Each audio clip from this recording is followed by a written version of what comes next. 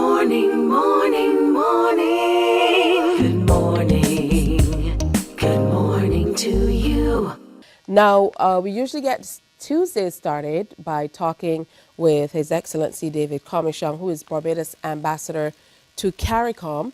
And today is no different. So we'd like to welcome the Ambassador as we take a look at the just concluded G77 plus China summit that came off and look toward, I would imagine, what's happening in New York for the upcoming UN conference as well. Good morning, Ambassador. Welcome. Good morning, Tisha. Pleasure to be here. As always, good to have you with us. I know that we're going to share a number of, some extracts from a number of speeches that were done over the last few days. However, I know that you want to start with an overall review of what happened at the just concluded conference. Well, the G77 plus China is a lobby group within the United Nations, basically of the developing countries of the world. It started in 1964, and in 1964 there were actually 77 developing countries plus China. But so the name has stuck. But in actuality, we're talking about 135 member states of the UN plus China. So the G77 plus China held a summit just last week, Friday and Saturday, in Havana, Cuba. And that summit was held just before all of these leaders are going to be going on to the United Nations General Assembly in New York this week. So the summit in Cuba, the theme of the summit was science, technology, and innovation in development. So the leaders spoke to that theme, but coming out of the summit, and the summit ended with a declaration, a 46-paragraph declaration, and the declaration was really making a point about the very precarious nature of the world that we live in today, the fact that there's too much inequality, and there's inequality in relation to science and technology, just as there's inequality pertaining to climate change and so many other areas. And that the message that our governments came up with was that right now we really need to come together as developing countries with much greater solidarity to demand a better deal in this world. So as you would imagine, CARICOM is a big part of the G77 plus China. So many of our CARICOM leaders were there, and we want to share what they said at the summit. So we want to start with Prime Minister Roosevelt Skerrit, who is the current chair of CARICOM. And he spoke a lot about what science and technology means to CARICOM and some of the positive things that we are actually doing in the region to push forward with science and technology. Your Excellencies, our region, CARICOM, remains committed and constant in its advocacy for meaningful exchanges on the Global South in all aspects of international relations and trade. These exchanges facilitate the building of capacity in critical areas, including public health, education, information technology, infrastructure development, food security, energy security, climate change, and disaster mitigation. While we in the Global South have made notable progress in science and technology, we must recognize that there remains much to be done to enhance and support our development efforts. Our collective pursuit of innovation in science and technology for global development facilitates clear and long-lasting shared benefits, providing an effective path to address the current challenges. From where I stand, I must admit to you that without solidified multilateral agreements and engagements, developing countries may continue to face significant challenges in accessing the innovation urgently required. To this end, the Caribbean, particularly small island states, has sought to ensure that we continue to be active participants in the realm of science and technology. From renewable energy projects and medical sciences innovations to groundbreaking research in marine biology, agriculture, and climate resilience, the region continues to demonstrate our commitment to harnessing science and technology for sustainable development. Conversely, to create a more conducive environment for investment and growth, we all recognized the need to promote strategic harmonization of technological policies on the legal and regulatory environment. We are united to the importance of carving out a universal infrastructure that ensures the affordability and access of technologies and the need for appropriate skills and awareness across the region through the development of a CARICOM single ICT space and strategic attention to our agriculture, aquaculture, and horticultural industries, among other interventions.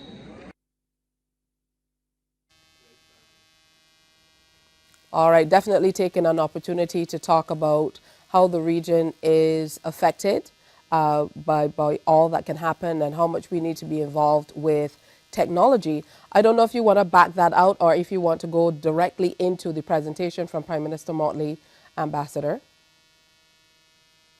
Prime Minister Skerrit is showing that we are trying, but as we will hear now from Prime Minister Mottley, we are trying, but we are trying in a situation where there are multiple challenges and there are many dangers in a world in which powerful entities tend to monopolize science and technology.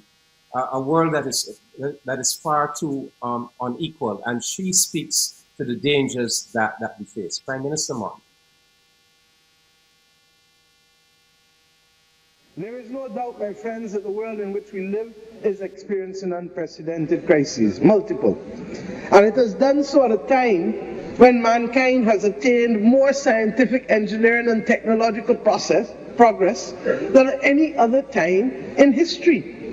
The difficulty is that, like with all else, inventions can be used either for noble causes or wicked purposes. This means two things. First, our awareness and alertness must be constant. And secondly, it does matter, as we heard from my dear brother Prime Minister Gonsalves this morning, who owns and who controls the technology. So why must we be alert now? Because, like many other temptations from time immemorial, our reliance on things that allow us great convenience and happiness cause us to be easy prey. Easy prey if we do not remember our purpose and our mission. The rise of social media and AI threatens to destabilize at best and enslave at worst billions of people with an ease of conquest that miniaturizes the achievements of the Spanish Armada. Why does control and ownership matter as we go into the future? We have seen that in times of scarcity, domestic interests and ethnic relationships have mattered more than fairness and preserving the effectiveness of our multilateral institutions, whose very existence are intended to preserve fairness on a level playing field. And how will we use the science and technology to protect the planet? If that science and technology is only within the province of the wealthy North, how will we avert the loss of life in the South, the inevitable climate migration, and the consequential economic and social implosion that, if persists without course correction, will threaten the very viability of our countries, but perhaps worse, the very existence of the only planet we know that can sustain life. I repeat, commitments made to protect our planet will be empty promises if we do not have the capacity to implement. Lack of access to technology and critical plan have reinforced for us as nation states why it is critical that we collaborate and expose as many of our citizens, including our women, to education, to opportunity, to finance, so that they too may innovate and expand the knowledge base of all of humanity. The absence of policy space for governments allow us or refrain from us being able to pursue our development agenda in the SDGs. The inequitable access to finance, whether from international financial institutions or for fair terms and conditions from the private capital markets for the global south. All of these impede our ability to provide chances for our people to explore greater opportunities in science and technology. And that is why we have worked with so many to settle the Bridgetown Initiative, or the outcomes of UNCTAD 15, or indeed the outcomes of the Buenos Aires Declaration at CELAC earlier this year, and the commitments both in Paris and Brussels in recent months. My friends, we need to be able to see the expansion of science, technology, and innovation for our people in the developing world, but it will not happen by serendipity. It will only happen if we accept that the hour is now and the future is ours to grasp. That was Prime Minister Mottley presenting at the G77 plus China summit that happened in Havana, Cuba last week. We have Ambassador Comissiong on the line. When we come back, we continue our discussion. Stay with us. Morning, morning, morning. Good morning. Good morning to you. We're continuing conversations on CARICOM. Ambassador Comissiong is on the line with us this morning. And just before we went to the break, we had that presentation, very riveting presentation from Prime Minister Mottley. I know she also took the opportunity to bring some attention to what's happening in Cuba generally. Yes, well, you know, Prime Minister Mottley always on the ball, an international thought leader, really. And yes, she did also speak about the situation in Cuba. In fact, one of the big themes that came through at the G77 plus China summit was a total denunciation of these of the blockade imposed against Cuba. In fact, the whole concept of powerful nations imposing these unilateral sanctions on developing countries like Cuba, like Venezuela, that was denounced.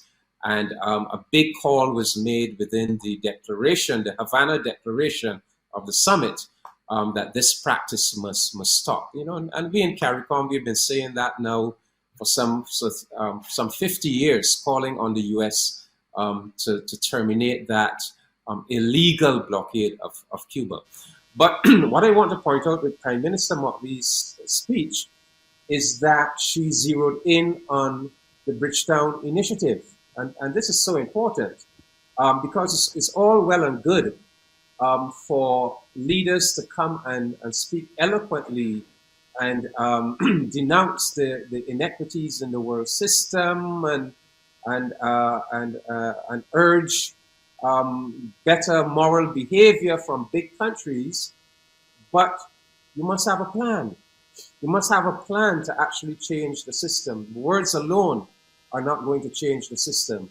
And to the credit of Barbados and by extension CARICOM, we have produced a plan. We have produced the Bridgetown Initiative, which is really a rational and coherent plan for transforming the international economic and political order, bringing many more resources to developing countries, bringing many more resources to do climate mitigation and to stop the global warming, at least at the rate that is currently ongoing.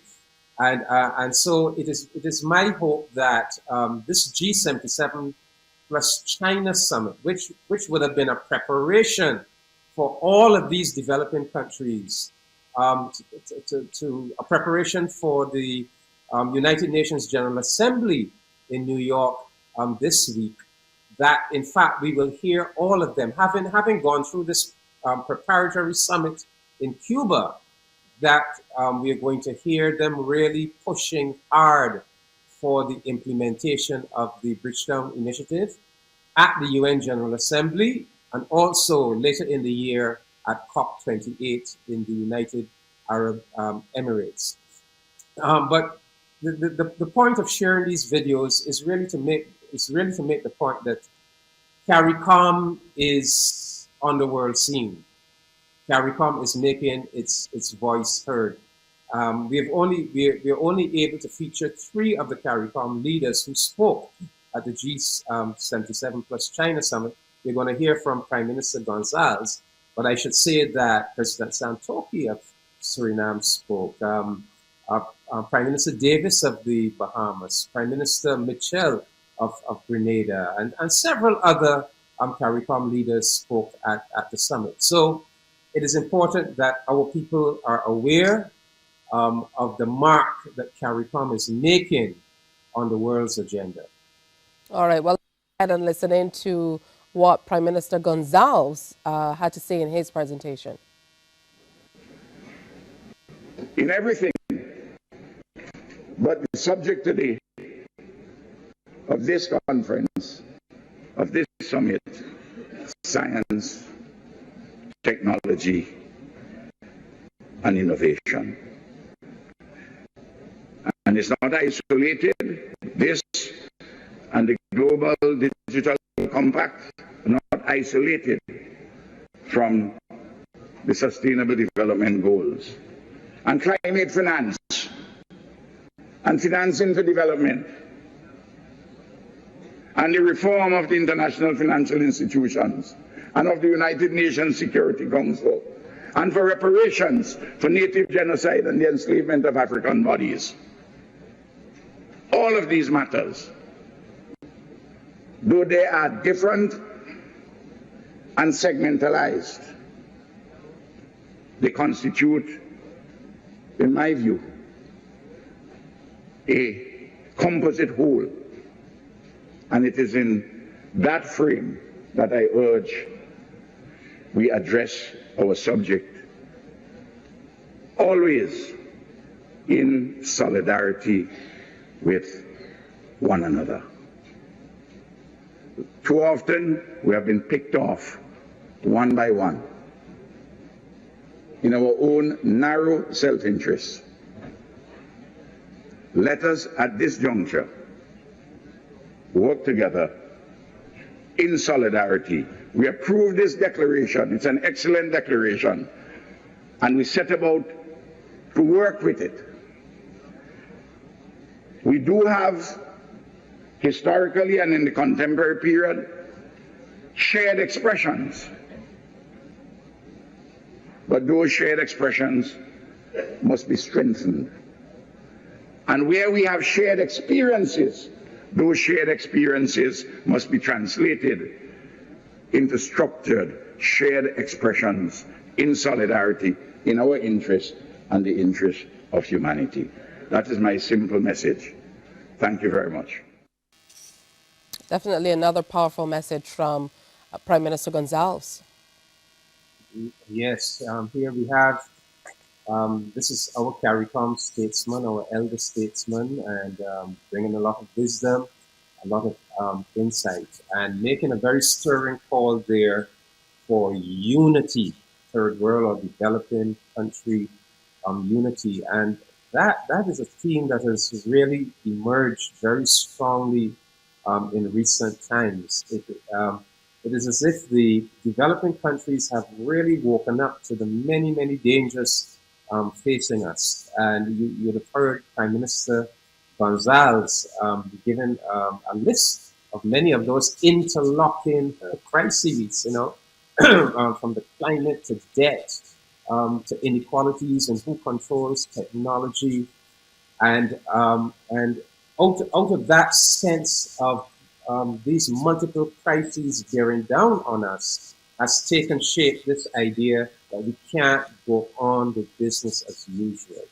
The system has to change. The system is too unfair to too many countries, too many of the people of the world, and that we need solidarity. we need to stand together to make it happen. So this was a very important summit because the G77, as I said, it's now 135 countries plus China, is really the developing world. These are not countries of the industrialized north. These are not the wealthy countries. So this was a gathering of the developing or the poor countries of the world really coming together to look at our own agenda, particularly in relation to science and technology and innovation. But as you heard, we can't separate science and technology and innovation from all of the other challenges that we face. So they're all very much interlocking. So coming together to take a collective stance and it's important that we know that CARICOM is actually playing a very important role in pushing forward that agenda for mankind. Absolutely. And it's very interesting that at this time we are working toward pushing this agenda because, you know, as we've discussed, the Bridgetown Initiative really blankets a lot of what we're talking about within the entire construct when we look at climate change and all the effects, all the various wildfires and bushfires and so on going on. And what's most apparent is we really can't even separate what's happening in the more developed countries from what's happening in small island developing states and some of the lesser developed countries. Because here we are this week on the cusp of the UN General Assembly seeing mass protests all throughout New York on climate change. And there's a lot of discussion, ironically, on climate financing as well. And on the heels of that, we're seeing the U.S., a state in the U.S., through Los Angeles, moving to sue big oil companies like Exxon and BP for the role that they played in destroying the environment. So, I mean, as big as we think the world is, it's all just one little world. And I think based on what our leaders are talking about at conferences like G77 plus China, it says that world leaders really need to pay attention, whether they're in these big industrialized countries or whether they are in small island developing states. We all are literally and figuratively feeling the heat. Yeah, we're all in this together. And as the point that Prime Minister Mottley made is that we really have all the resources that we need to solve these problems. Mankind has the greatest quantity of scientific and technological know-how at its disposal. We have tremendous quantities of wealth and financial resources. So it's not a lack of resources, either of science and technology or finance, but it is that these resources are unequally distributed. These resources are being used quite often not in a constructive manner, but in a destructive manner. And so if we could only have the good sense to understand, as she said, that look, we only have one world, we only have one planet, that we are certain human life can take hold in, and that is this planet Earth that we are on. That we are all in this together, because if the climate crisis worsens, it is not going to discriminate between advanced countries and poor countries. We're all in it together, and therefore, let us, as the Bridgetown Initiative proposes, let us make sensible and rational use of the resources that we do have to solve these problems. We can solve the problems of hunger and poverty for poor countries. You know, we can solve the problem of making the transition to the green economy. We have the scientific know-how.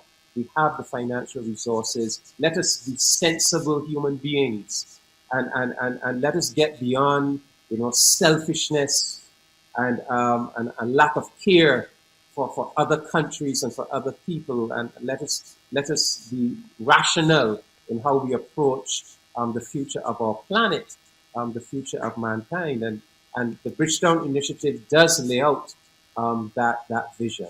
So it is my hope that we will perhaps next week, Keisha, we will be featuring speeches from the UN General Assembly, and it is my hope that we will hear many of these speakers referencing the Bridgetown Initiative and pushing for its implementation. Absolutely. We most certainly hope so. We're going to stay on top of it here with our news at the Caribbean Broadcasting Corporation.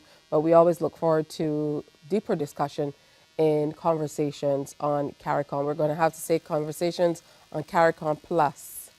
Thank you so much, Ambassador. CARICOM to the world. Thank Absolutely. you. Morning, morning, morning. Good morning. Good morning to you.